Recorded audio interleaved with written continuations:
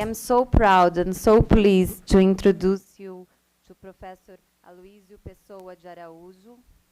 He has got his PhD in statistics from the University of California. He was an assistant professor at the Department of Economics of the University of Chicago. He has been a visitor professor and teaching graduate courses in the University of Berkeley, Harvard, Princeton, Yale, Sorbonne, Pennsylvania, and Cambridge. And he was elected fellow of the Econometric Society, which is the only Brazilian to hold that title. So I would like to welcome Professor Aloysio Pessoa de Araújo and look forward to your talk. Thank you very much for the invitation. It's a great pleasure to be here. I'm talking today more about more legal issues. I've been involved in some legal issues the last few years. And the talk that I'm giving today is actually the same talk that I gave 3 weeks ago in the Brazilian Central Bank. I was a keynote speaker there when they talked about the new bank liquidation law. And so my talk will be divided in 2 parts. Okay, the first part will be the bankruptcy law for firms, corporate bankruptcy law. I worked extensively on that, and then I'm going to talk about next to the bank liquidation law that I was involved also in the central bank. I was the only person outside the central bank working the bank liquidation, who had the first public appearance of the law, public consult, I forgot the name in English. But that was a little before the crisis. So in my opinion, I was very critical of that first version because it didn't incorporate the new ideas that were showing up on the international scene about bank liquidation. And I think Brazil was wise enough to hold up. And now we don't know publicly. I know some idea privately and then being in public by declaration of people in the central bank in the last 3 weeks, some characteristics of the law. So I'm going to comment on this, what appeared in the press. And I already incorporate many of these new issues. So Brazil is being pressured by the FSB, Financial Stability Board, to have a new legislation, liquidation. The story in Brazil is long. Let me tell a little bit. Before, there was a bank liquidation that's called extrajudicial, so everything was done by the central bank. And many people dissatisfied with that, including the past president of them, because there were many legal suits against the directors and presidents and so forth because they were tampering with property rights. And then they want to put everything outside the central bank, or most of it. But with the crisis, the tendency is to put more inside. Although I'm going to mention here, it's a very interesting issue is going on debate in the US. Obama administration put OLA, ordinary liquidation of assets. Important piece of legislation, gives more power to FDIC to liquidate systemically risk banks or firm of institutional of financial institution more broadly. And some legal scholars being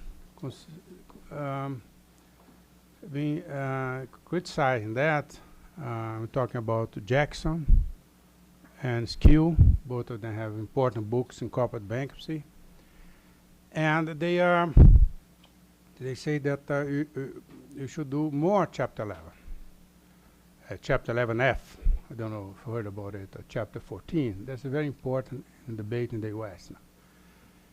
And, but that's, I talked with my lawyer's friend. I brought some of them Americans to Brazil and say, oh, that's too much political agenda. So I hope U.S. not become like Brazil, what the politics dominate. But anyhow, it's a very important issue.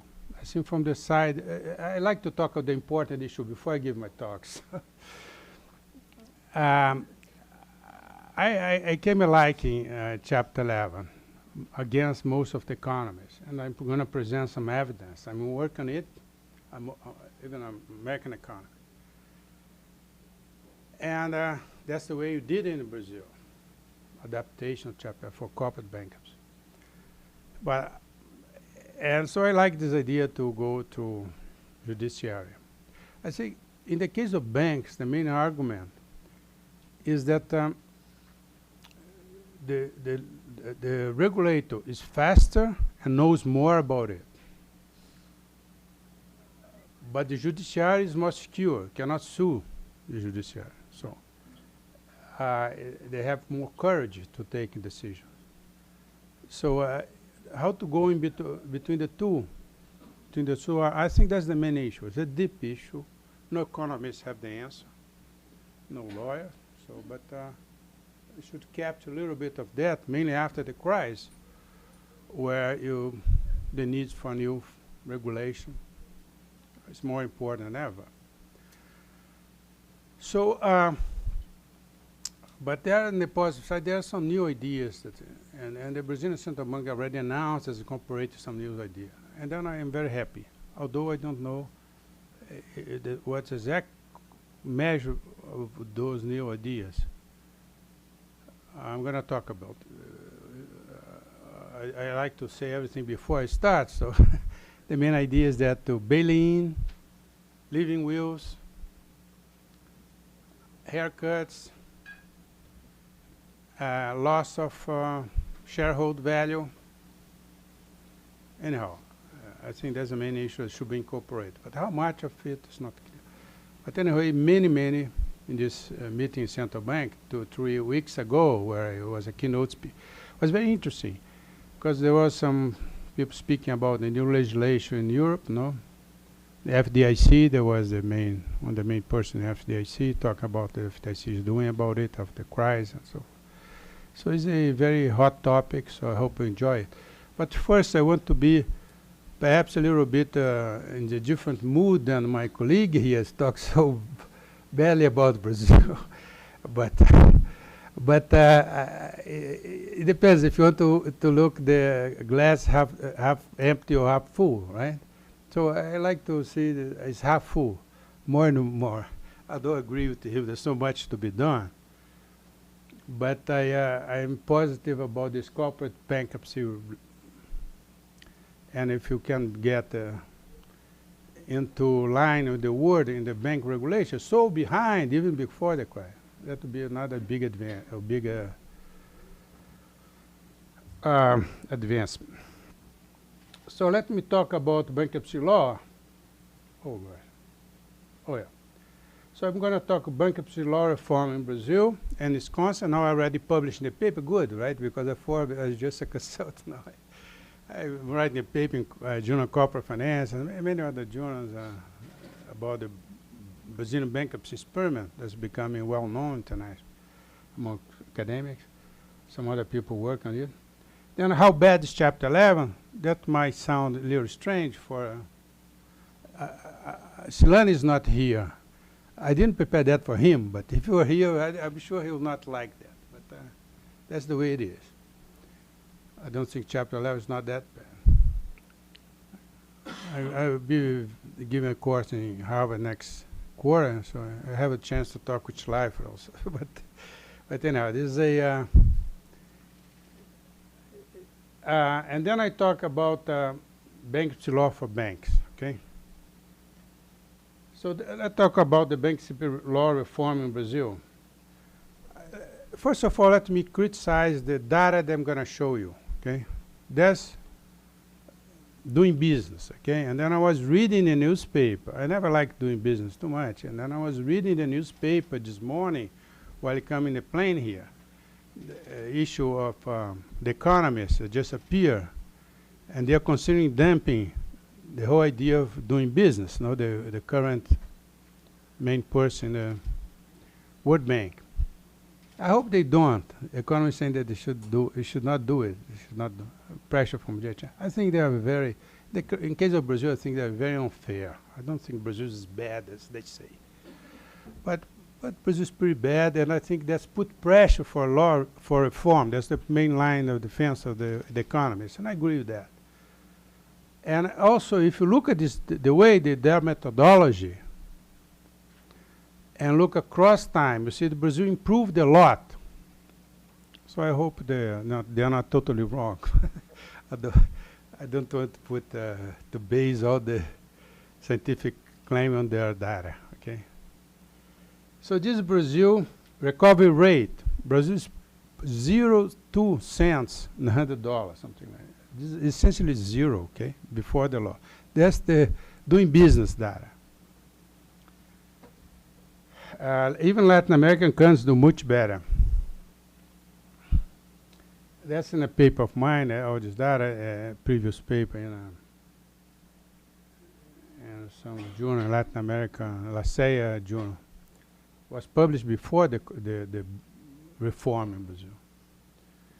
And here is the recovery rate, Brazil compared with the other Latin American countries. Again, I think that's exaggerated, okay, but anyhow, some of it is true. That's the doing business data. The average length of insolvency procedures in Brazil, 10 years. Latin American countries, between 3 and 4 years.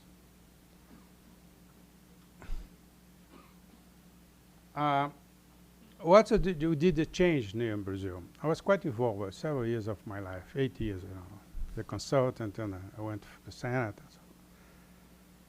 And so. Security credit started actually this reform in Cardoso time, and then it was approved in Lula's time. But Arminio Fraga was the main initiator of this group in the central bank, extremely interested, lawyers, economists, and so forth. So what we managed to change, security credit now giving priority over tax credit.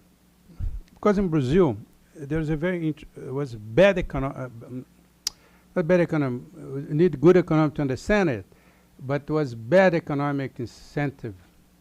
Because Brazil had lots of indirect tax. If the firm had problem, stop paying those tax. It's easier to withhold this tax. And the tax debt increased very fast. So the banks knew if they're going to be liquidated, the tax will come first. So they stopped. So credit was extremely unstable in Brazil. It was very, very small and unstable. Because credit, tax credit would come first under liquidation. So to change that was extremely hard. It took our last effort in the Senate to do it, but I think that was very important. Labor claims now limit to 150 times the minimum wage. Before, any executive of the firm could claim employ his wife or his brother or somebody, and then that will come first. There was no up limit. Lots of abuses. Now is this limit, even the unions agree in the end that should be done. The insolvent firm can now be sold as a whole. That's important for bank also. If you sell it as a whole, then you discuss who the creditors are. Before you have to make the rules of tax creditor, or not tax, or the creditors. So that would take forever, and then would rot on the firms. Now you can sell the firm first, or whatever part of the firm, and then put in an account, and then discuss who has the claim of it, the right claim. Now we have the stay period, automatic stay. Economists don't like that. That's my provocation against the economy. I changed side. I start with all the discuss of the economists, then I change side, become the lawyer. So I'm not talking, I talk about the economists like the same way I'm talking here, okay? Because chapter 11, oh, this, do that, rise, that, but it's smarter than that. So we have a automatic stay, and only creditor holding claims higher than 40 minimum wage can start a bankruptcy procedure. Before the bankruptcy law was used as a tax, as a credit collection device.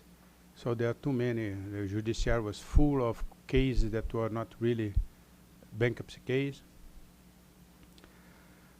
And now tax, labor, and other liability are no longer transferred to the buyers of assets. That was huge improvement. If you buy a piece before, if you would buy a piece of a firm, you'd inherit all the liability, hidden liabilities. So you didn't know how big they were, the tax and the labor. Now we sell it without any. A new tax, now any new tax, data in possession, this idea. 7 is data in possession, okay? So we introduce data in possession. It's very important. Now credit now play more important role in the reorganization, different from concordata. Concordata was just divide the credit in pieces and that would be it. Now, the credit play very important role in the creditors' committee. So we enhance the power of the creditor. They have to approve. We still have, there's some little problems. We still have cram down. We introduce a little form, a simplified form of cram down. That sometimes causes problem, but essentially creditors do have some say, very important. While before I didn't have any say. And we introduced a prepackaged provision. It was very hard to pass also in the Senate, but we worked hard on it and then stopped approving the law for some months. But it was worthwhile, I think, because now we're giving incentive for firm to renegotiate before the case go to court. This number 8 now is very important because from what the central bank said, right, it's not public, the document there, is that they're going to introduce some mechanism of, I think will be very wise, in the credit committee inside the central bank to approve the reorganization. So I think it will be more protected legally. So what's the data? If you start down, you see the recovery rate went up very fast. Then it came to a stop. Now it should go up more. I think, again, I don't think that doing business do a reasonable fare to Brazil. But anyhow, it went up very fast and then come to a slope is still very low. Look at the number of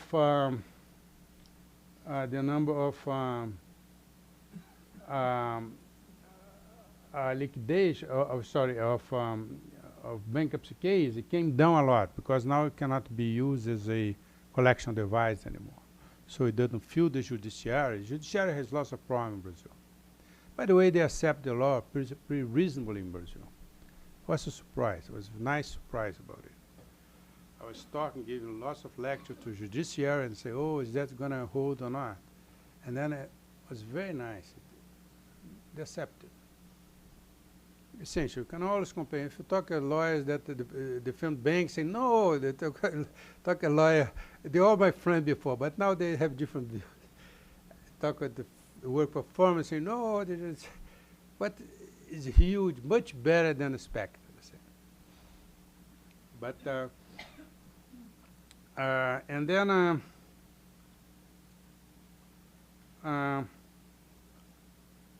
look at this nice data here.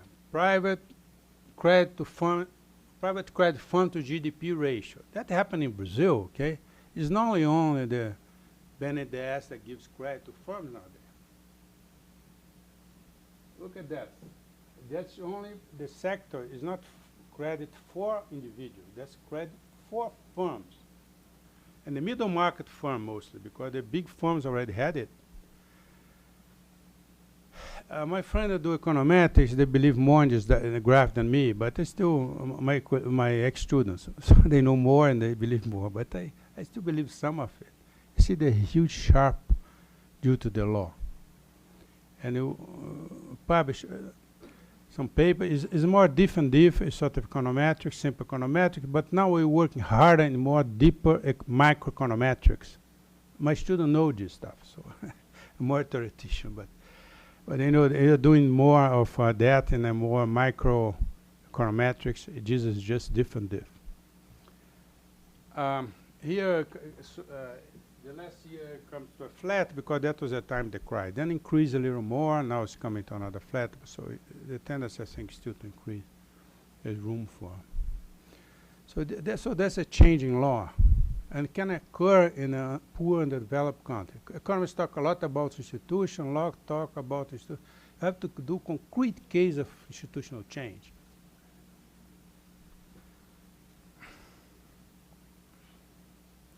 Unfortunately, it doesn't happen that often.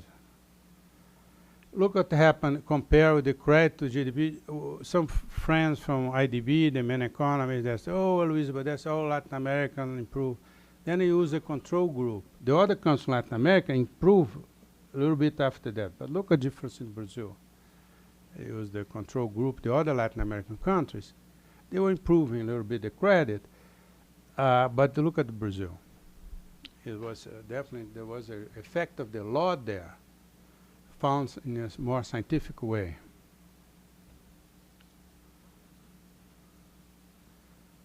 Other concept of the bankruptcy reform, average time to resolve insolvency dropped from 10 to 4 years. Do you remember that 10 years in Brazil, 10 years to insolvency procedure? Now it's 4. Again, according to doing business, the staff in Brazil, typically. I don't know why.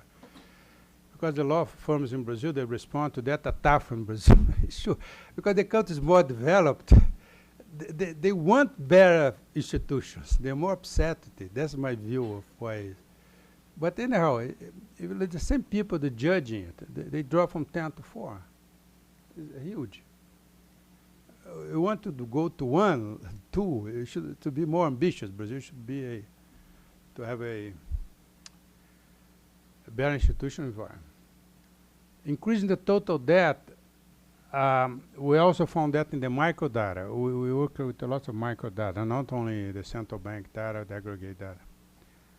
Decreasing the cost of debt, decreasing the cost of people look, oh, the spread didn't decrease in Brazil, but they forgot that the spread, the average spread, the central bank published, but the spread for small firm, the small firm now has more access to credit. So the average quality of credit worsened, and you capture that some study. So given the size of the firm, the cost of that decreased. So the spread decreased.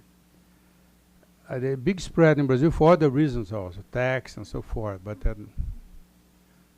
increasing the average maturity of credit become much longer. More credit to riskier firms, so smaller firms and so forth. We did other financial reform also. Consumer credit was very important, payroll credit, and can be easily taken from bad debtors.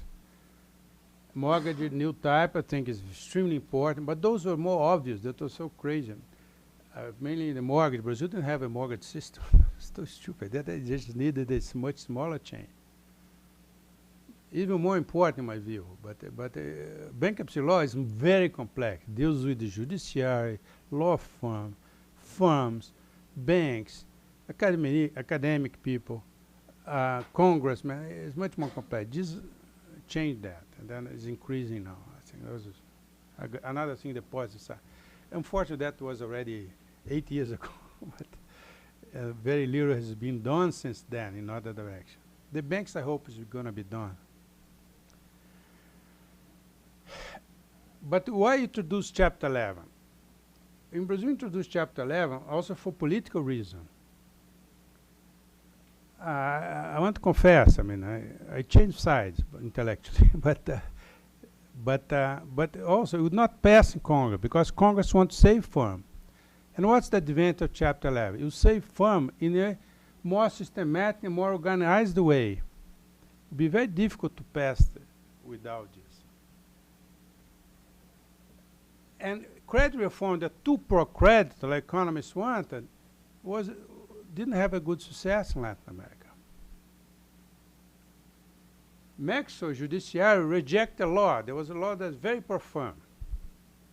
Not pro-firm, sorry, pro-creditor.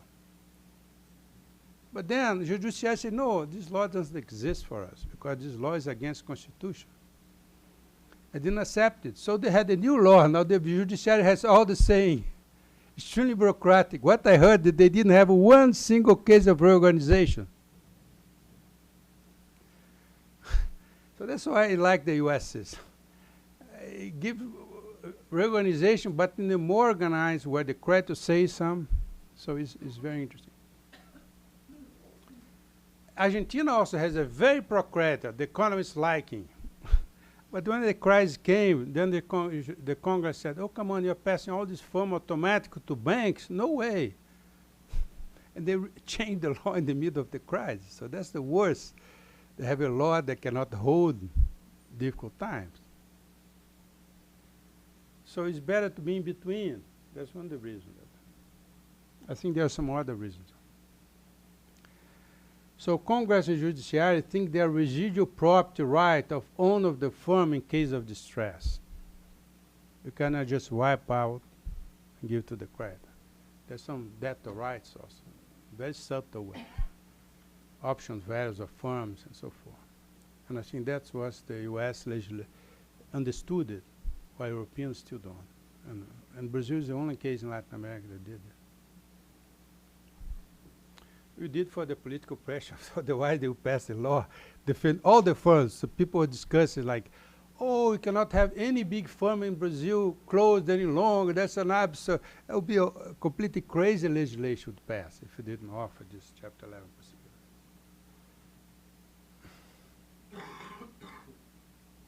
So how bad is Chapter 11?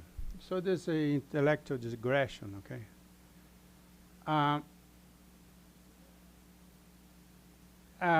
There's a little model here. The Chapter 11 depends on the structure of the productive sector. Essentially, the idea is saying, and cost of liquidation. It's two main variables. Should one introduce Chapter 11 or not? Put that as an intellectual question. If the country has a lot of tangible capital, a lot of physical capital, you should have just liquidation, because you liquidate firms and that's it. But if the firm have lots of intangible capital, like the U.S., and you look at the NBR data for the productive sector, and then you should be more for organization, because you want to incentivize the non-collateral based or non-guaranteed loans. So another way of putting it, should give the firm a second chance or not? You should not give due to moral hazard. Economists like moral hazard. But you should give if there is a bad state of nature. Because there is a bad state of nature, then the firm perhaps not that bad, was just hit by shock. Then you should have a second chance. So to compare these two depends how much physical capital the firm has compared to intangible capital. Another important way, another important variable, is how much is the cost of liquidation against the cost of reorganization. People, economists say, oh, just liquidate. But then the judiciary is very bad to liquidate. Even now, one of the main criticisms, I've been talking with my friends, top lawyers in Brazil. Just after the bank, I talked with them, and then they pointed to me again, that's the main thing now, the new law. The new law is not a paradise, far from it. Is that the fact that you cannot liquidate easily, because nobody wants to be an administrator under liquidation, because he'll be personally sued for it. So liquidation is a mess. Since the beginning, for my surprise, even banks were favor Chapter 11 in Brazil, because to liquidate firms is a mess in Brazil, and it continues to be in great extent. Although introduce the governance of liquidation change, because now you put the banks first, so they have more power to liquidate firm. They put the lawyers to work. Before, they would not get anything white to bother about it. And then the but another. And then you can send as a whole concern, as the firm as a whole, and then send it first before decide who the creditors are and so forth. But now we missed this. The person that's in charge of the organization procedure, the private person, the private firm, can be sued, and it's a disaster. Okay? So he doesn't want to take care of it. So there are too few liquidation. And since we don't have the threat of liquidation, the value of Chapter 11 diminished. So I don't want to put as a lots of room for improvement.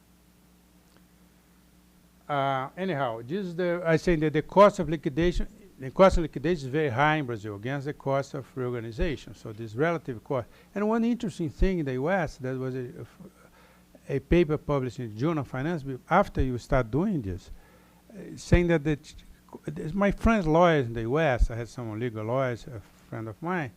They've been telling me, oh, these people don't know what they're talking about because the cost of reorganization in the West came down a lot. The economists were too much against it because there are few cases, extremely high cost of organization. But saying the banks learn how to do it, my friend told me. And then appeared this paper that confirmed it. So I found it very interesting. So, and in Brazil, the cost of liquidation is extremely high.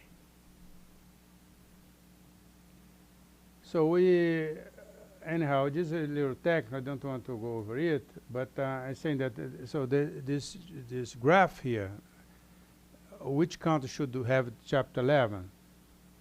Countries that have a lot of share of physical capital should have Chapter 7. Countries that have lots of big share of physical capital, Chapter 7. So we just liquidated, that's it. Sweden, something like that. Not the U.S. The U.S. has lots of intangible. You don't associate the U.S. as somebody has lots of capital in the U.S., but it's not true. Not physical capital. There are lots of intangible in the U.S. And also the cost of liquidation against the cost of reorganization. The cost of depreciation liquidation is very big, then you should have Chapter 11. That was the case in Brazil. Even the bank will say, no, Chapter 11 is not that bad for us. So it's interesting. Even banks are saying that because they're afraid of liquidation. And it's still bad, the liquidation. So it's against economics intuition. So we did all this study. You see, what we did there, there's some deeper issue. I like academics, okay, sort about talking about this economist way of looking at things. But which law should you design for which type of country? Okay? That's simply the question that I try to answer. It depends on the country. Oh, there's the work of Laporta, Silanes, and it's a pity he's not here, so we can criticize him more freely. Sorry about it. I have big respect to. I think he's a great scholar. I like his life a lot. But there is this case. I mean, should we follow the idea? They had this. I think that the work is very innovative. Okay, the law and finance. I love this work. Okay, but I think do a little more refinement now. But they didn't have data, so they put 4 indicators all lumped together. They add those. 1, there is no automatic stay. 2, manager remove in the case of organization. 3, reorganization prestige not restricted. Secured credit come first in case of liquidation.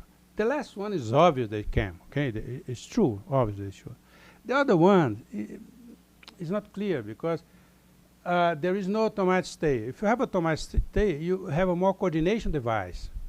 It's true, it's bad against more harder from the part of people that take too much risk. But then at the same time, you protect firms in case of bad state of nature. So what's more important, more hard or bad state of nature? So, and then, and also, what they always study now, we look at the value of the firm. It's not only the amount of credit, because now I have more data at the firm level. So you can look at the stock market value of firm. According to corporate finance, that's what you should do, right? Not only the amount of credit.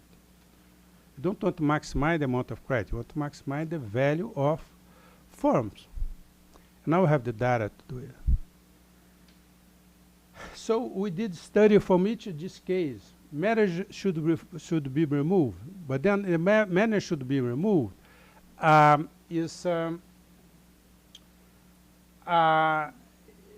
case of organization. It's good to remove manager because they have more hazard, but at the same time it's bad to to have a removal of manager, because manager are they know more about the firm. So we study each item of those separately because they have more bigger data set. So we came more mixed conclusions. Okay, so that's I'm not going over all of these because of but I just make a summary, okay? It's more mixed result, okay? It's not that clear that you should just have none of those. The last one, secured credit, come first for sure. The other one is some of them are good for firms, bad for creditors, and some of them are a mixed result. So it's, but anyhow, we should now have more data, okay? Their work was pioneer, so they lump together. I think to do single is more. Now about banks, okay? That's a big question. In Brazil, we benefit because there was a system in the US, Chapter 11, that you could more or less copy and adapt it. But how about banks? Banks don't have a good framework to adapt and copy. People, many countries abroad following new guidelines. No? There are the Financial Stability Board gave some guidelines and then so forth. They're trying to adjust it. So banks, for economists, you cannot have a fixed bank. It's impossible to fix bank because banks essentially, if they're any good, they should cause problem. Because banks should provide liquidity. So you should provide liquidity, they should not be matched completely the asset and liability. You should not do that. There's a freedom of bank. I want to match them asset and liability, and then to match completely is no good because you don't create value. But Hayek Bank also is perhaps no good either. That's self-regulation. So how should do it is a big question. There's no simple. I'm sorry. So why banks are different? Systemic risk, they provide liquidity, but they have coordination problem, okay? Bank runs. So we're showing some data from the World Bank, okay? Is there a special insolvency work? Banks are different, no? Economists know that, and most countries now have special insolvency. From 2008 and 2012, it's a big change. Now they have special provision for most big economies already had, but now all of this is a huge sample from the World Bank. Bank fragility, Diamond Divic,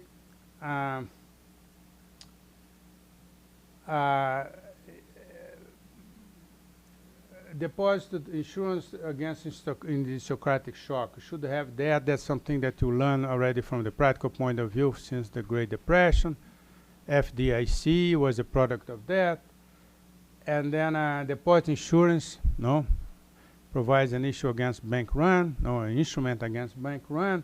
But if you put too much incentive, too big deposit insurance, you're going to create more hazard from nobody's going to watch the situation of the bank. And then you're going to have much more lax banks. So there's no good. So you have a limit on that. So what's this limit? But anyhow, we should have deposit insurance. What happened in the world? Brazil created deposit insurance in the 90s, in the midst of a bank crisis in the 90s. The late 90s, it created deposit insurance. Nowadays, most countries have. That's a very recent phenomenon. Only half and half had before the crisis. Now most countries have it. Against developed countries have it. More hard, the bank owners and government is a feast for economists, okay, of asymmetric information economists, because it's a feast of all asymmetric information all over, between bank owners and government, between bank credit and government, between CEO, managers, and shareholders, okay, all over. So how to balance between that? But the answer is not just being tough on moral hazard, because there's other side of it. Perhaps you create a different moral hazard. Moral hazard owners versus bank. In the absence of institutional framework, central banks usually prefer bailouts. Goodhart Shoemaker, out of 104 failing banks, 73 were rescued.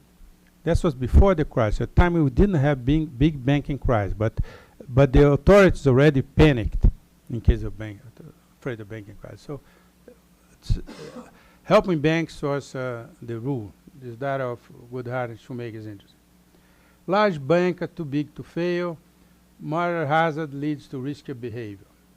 Possible solution: debt to equity conversion, capital dilution. There's bailing in.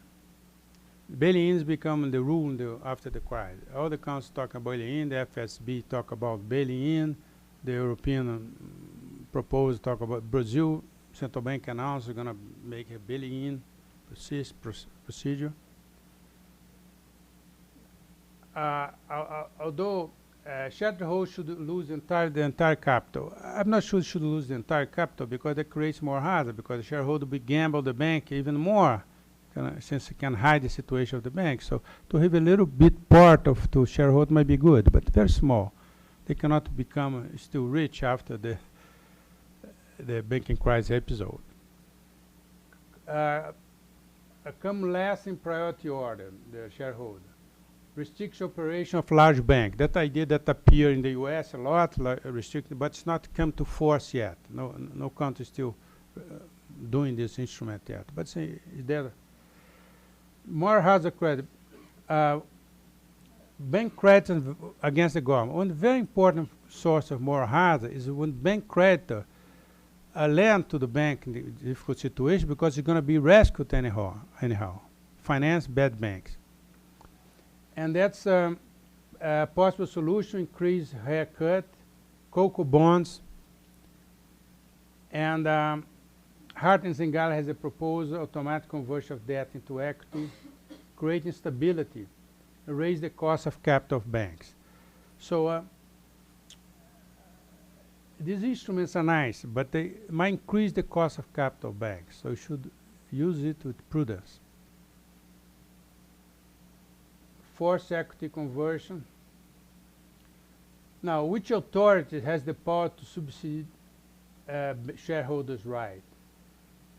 Before, the court, a loss of important share. The court share now decreased a lot.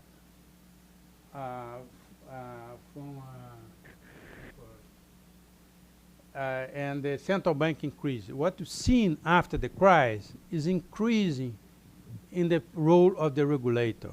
Obama, for example, increased the role of FDIC with OLA, although some legal lawyers in the U.S. against it. So it's not clear that, for me, tell you the truth, I don't know exactly. But that's the way it's going. At least I believe now should be it should be a strong hand of the central bank. But has a moral hazard. One bad thing about central bank I didn't mention, intervention, is that the moral hazard of the regulator. And nobody talks too much about it. I think that's very important. In the U.S., for example, how come all this? I knew from Brazil, you don't know that, but I knew that the crisis was coming. If I knew it, many people knew it. How come the Fed didn't act before? And I think because the Fed acts too early, and then tell a bank, you have to capitalize, sell your bank for a very low price. And then, due to the action, the crisis doesn't come. What's going to happen? The lawyers of the bank say, no, come on, you're academic, come here, tell my bank should be sold. No crisis come, you take good care of banks. And so the poor guy, the central bank or academic, there's the director of the Fed, or the president of the Fed. I think the moral hazard of the regulator is very. If you put that in the hand of judiciary, nobody's going to argue with the judge, So people tell me it's true. The regulator, FDIC, I talked to the main woman of the FDIC 3 weeks ago, Mary Azevedo, and then she told me, No, and everybody tells that. The U.S. you cannot have problems with the FDIC because they are well protected under law. In Brazil, no, you sue the people in the central bank very often. And then, but still, I mean, underlying your your professional career and so forth, it's not clear that you should. But anyhow, it's going the direction of federal, or the central bank is having more power, not in the direction of judiciary. CEO versus bank owners, and then high bonus increases expected value of the share of the CEO, and then takes too much risk, give golden parachute, unlimited gain, limited losses. But you still want to preserve some incentive for CEOs. You don't want to raise all of them. But in Brazil, for example, there's now an interesting clause that the public traded firm should announce how much derivatives they have, what's some salary of CEO and so forth. There's a legal debate in Brazil how much they should be exposed, but anyhow. Which authority has the power to remove and replace bank senior manager? Most cases is the central bank. Okay, the court is shrunk a lot now in 2012. So it is the direction. But Chapter 11 for banks, that's my end of my talk, the last issue. The role of judiciary versus the role of regulator. No? Banks regulate are more proficient. They know more. They are faster.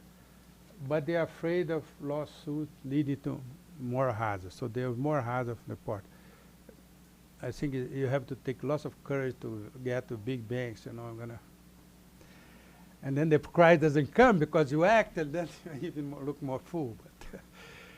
But judiciary, no legal suit, but slower, much slower, and no proficiency. So to put all this in the hand of judiciary, these people. So the two proposed in the U.S., I think, is a paradigm usually for this new regulation. The front runner on this, you should look at them. There's FSB also has some interesting ideas, but Obama went to more power to the FDIC. Some people say it's too bureaucratic, it's not going to work, and so other people come.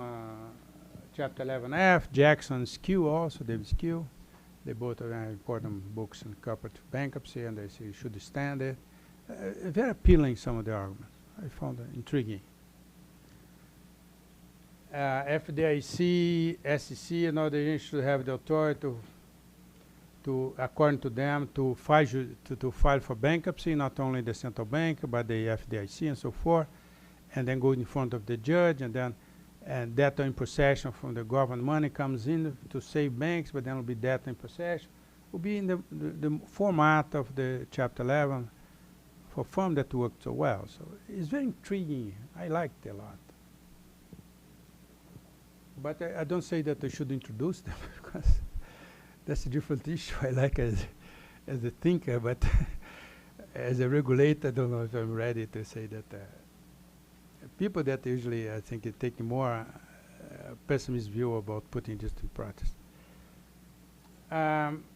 So they want to put some derivatives, not all of them, some derivatives, Chapter 11 on automatic state, not all of them. Non-cash repos will be included, and so forth. Okay, that's most countries now have introduced change, and the more is going to introduce. There's a data of the World Bank again. Okay, and then thank you.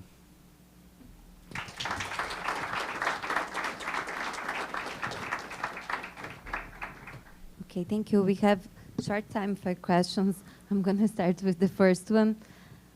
Professor Aloysio, you have a very extremely interesting data from a major legal institutional change in Brazil, the bankruptcy reform, and its consequences to the development of credit markets. So in a sense, your data and your presentation supports the broad Laporta, Lopes Stillanes, and Schleifer claim that if you have more creditor rights, you're going to experiment more developed credit markets. So there is a correlation of rights and development of markets. But you don't really agree, as you said, with the measures, how the specific rules that they measure legal protection, right, for creditors. Also, from their work, they try to disaggregate the role of law, legal rules in the books, and the role of enforcement. And that's my question about, because at the same time we had this bankruptcy reform, we had the specific varas created for bankruptcy law, first at Rio de Janeiro. So my question... Yeah, so, but... São Paulo was created. The São Paulo was created, that's right. But then I was wondering whether you had more the explanatory power of the variables, whether they are, in your opinion, I mean, is either only the law or is more reliance on judicial activity? Because you mentioned in your talk that the years of legal procedure has dropped from 10 years to 4 years, and how that would play out. My concern, I'm asking this question because I'm a corporate lawyer, and I'm concerned with corporate law. We have enormous rights for minority shareholders in the law, but then we don't have a way of making them enforceable. So just trying to access what's your opinion between law and enforcement. Okay. Thank you. No, two very, very good questions.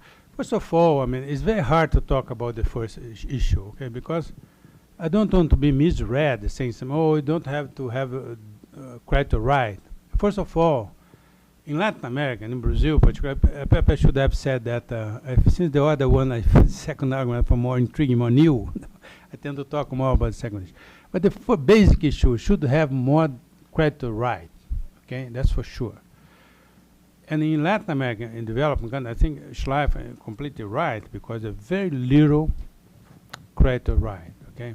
First of all, the bad mistake, I have the graph saying that,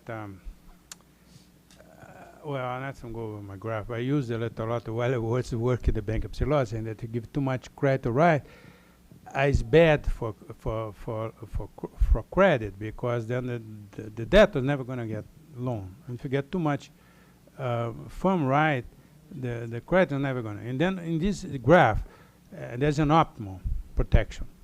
And in this Brazil, most poor countries fail much more having too little legal rights for creditors. Okay, so that's the main mistake. So let me make that clear. So the rest is a little more academic, but it's important.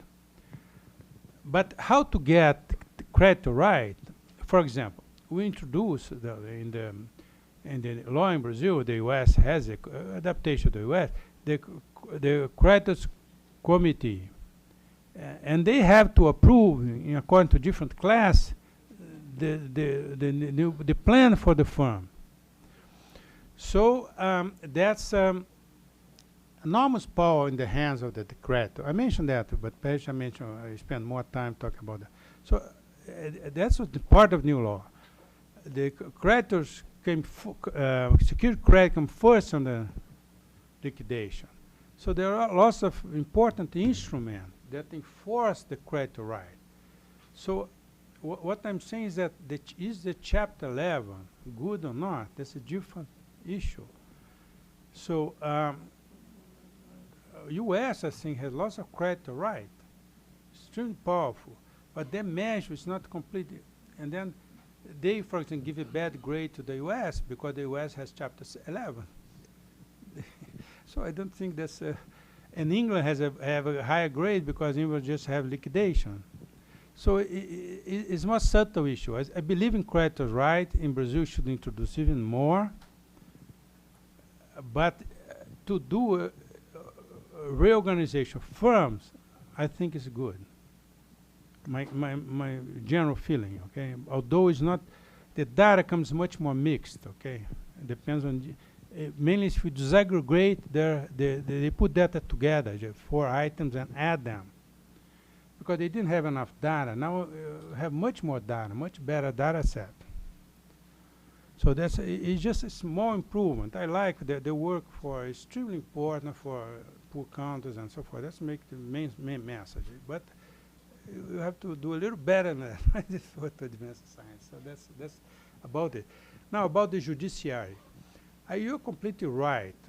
There is some paper. First of all, I think there was a judiciary changing. It's improving a little bit.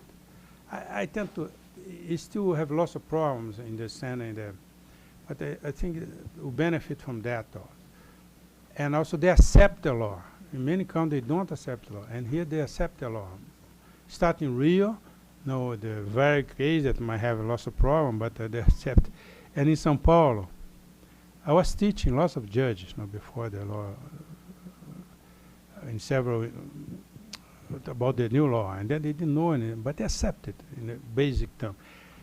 Don't talk too much with lawyer, but then they say, oh, if you look at each case, they'll be totally upset. But overall, I think is a, but there's a very interesting study somebody did in the chapter in the banking reform in Brazil, a Spanish guy that did very well in the job market in the U.S. Not Spanish, Italian, is working now in the LSE, London School of Economics. What? Oh, sorry. I forgot somebody, I thought, once I was speaking about that, and the guy said the name of the guy, but I thought it was somebody was saying, I forgot his name, but anyhow. And he said that the law, the new law in Brazil, had a different effect according to some measure of efficiency of judiciary. So where in some states where judiciary are more efficient, they did better. It's very interesting work with this guy down here. So I got some measure of the efficiency of judiciary. So again, they are correct. I mean, Schreines and Schleif and Gales, the role of judiciary, I think, is very important. And I think they improve a little bit in Brazil. They accept the law. Also because the law, that's why you should design a law that you know in advance the judiciary is more willing to accept. Because you just had liquidate fund, forget about it. That I think we're smart enough to design a law that to be some room for saving funds, you see? Because that way you, I think that part is, we have to take in consideration already what the behavior of the judiciary is going to be. Hi, Professor. Thank you very much for your speech. My name is Kyle. I'm a master's student here in the school. And my research is on the too big to fail legal framework. And I'm actually pretty much interested in the bankruptcy framework that has been developed in the past few years. And recently, I presented a paper here in the school. It was actually a preliminary research, a working paper, where I tried to rescue the development of the bankruptcy framework for financial institutions here in Brazil. And my personal curiosity was whether to establish not correlations, which is a very technical word, but to find out what was the influence of international standards and international consensus on bankruptcy law and bankruptcy for financial institutions on the Brazilian framework. And until 2008, until the recent crisis, I could not find that Brazilian framework for failure of financial institutions was influenced by international standards, because there were actually no agreement and consensus on what is the best design for financial institution bankruptcy for a given country. And in the past few years, we've seen this amount of documents issued by the FSB, by the Basel Committee, on how to design an efficient resolution system for our country. And my question is whether it is desirable that we adopt these recommendations, these standards, considering that we have an institutional history learning that we created some instruments and mechanisms, mainly throughout the 90s, where we had the financial crisis after the monetary stabilization, that actually gave powers to the central bank to proceed to make resolution proceedings that might be sufficient or interesting for our reality. My question, for instance, just to illustrate my point, is whether this conversion of debt into equity, the bail-in, is desirable, considering that we raise the cost of capital for financial firms. And we have statistics from the IMF that saying that Brazil financial crisis in the 90s was actually one of the lowest in terms of cost to GDP comparing to other countries. So, I mean, aren't we imposing costs to the system by adopting these standards, especially the bail-in, that we could actually solve these problems by designing our own institutions? For instance, one thing that the central bank is doing right now, we've been seeing the past few years, is using the depository institution as an instrument, as a mechanism. So this is just a general question on whether the consensus on these new reforms is okay and we should now adopt like the central bank is doing, because they had a law, a model law, and they just excluded in 2009 the law on the new resolution, and now we're making another one. Are we going to have to update this law again in 3-4 years because the international consensus will update again? Yeah, and I agree with you. That's very difficult. I already said that before. To have a consensus, what should the new legislation be? But let me tell. The fact that we didn't have big problems, for example, the crisis in the 90s didn't lead to a big cost in terms of fiscal cost. No? Should not be an indicator, because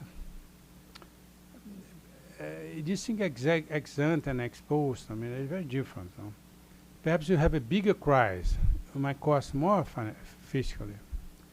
And also, as a consequence of that, because in the beginning people thought it had cost a lot in fiscal terms, they introduced a law in Brazil that's saying that you could not use public funds anymore to rescue banks. So, in order to say that you're going to be able to use public money to rescue bank, you have to be more tough on creditors. So, I agree with you that should not, for a second observation that you did, should not follow every single piece of new ideas that appear abroad, because we have our own institution. But I think we're very small. You have to learn a lot from them. You cannot just look at the past. We're so well, because I see so many people saying that, oh, system is so good. We passed in this crisis so well. Watch out, because we passed it so well because the financial market was not that developed. For example, I showed you the banking loans increased normally because of bankruptcy law. And then I hope increase more. I hope you become more financial, have more financial deepening, because there's an optimal amount of financial development. I think you were underdeveloped in terms of finance. So we'll be more like the rest of the world and be more subject to this crisis like that. And for example, the post insurance that you mentioned appeared in the US in the 30s, just adopted in the 90s. 60 years lag. You cannot wait until we need, and then we start having a new idea, adopt a new idea appear abroad. You should look at these new ideas. I believe the increase of cost of capital is an important issue. Should not exaggerate in the hand, but you should be talking with the new ideas abroad and then adopting it. Hi, Professor. Thanks. That was a fascinating talk. I'm Morgan Ricks from Vanderbilt. I worked in the U.S. Treasury on Dodd-Frank before it was adopted, and worked on OLA in particular. So I was very interested in your comments on that. And we were very optimistic about it at the time. I think one thing that we've noticed in the past year or so from the FDIC is that they've decided to take an approach which they call single point of entry, meaning that they want to simply take the parent company of a diversified financial firm into the resolution proceeding, but leave the subsidiaries, the actual operating entities, as going concerns. And the reason that they've decided to go in this direction, although they don't say it directly, is that they don't think that the system can tolerate a default in the money market, and therefore they need funding to keep the operating entities going because they're funded largely in the money market, and the only source of funding that will work for that is the Fed. There's no private lender who could possibly honor the runnable liabilities of Citi or JP Morgan. And so the reason I give that background is that the direction in which policy has moved in the past kind of 18 months in the U.S.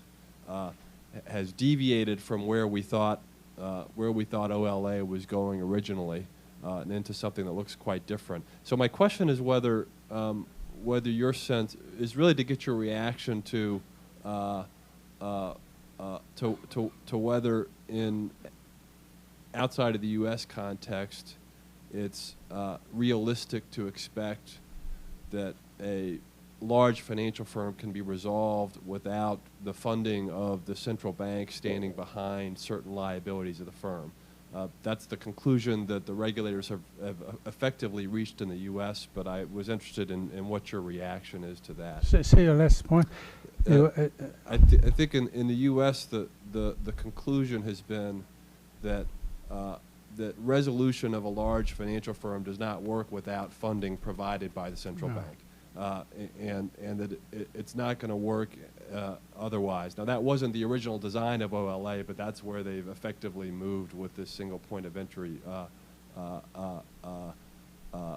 And so you didn't speak much about the funding of the resolution in your talk, but I'm just interested in your reaction to that direction of policy and whether you think a large financial firm in Brazil or in another Latin American country could be resolved without systemic consequences in the absence of the central bank funding the resolution. Okay, very good comments. First of all, it's true that I didn't mention this single point of entry. My friends in the U.S. been talking, even in this meeting in the central bank 3 weeks ago, some people there talking a lot about this very important new development after OLA.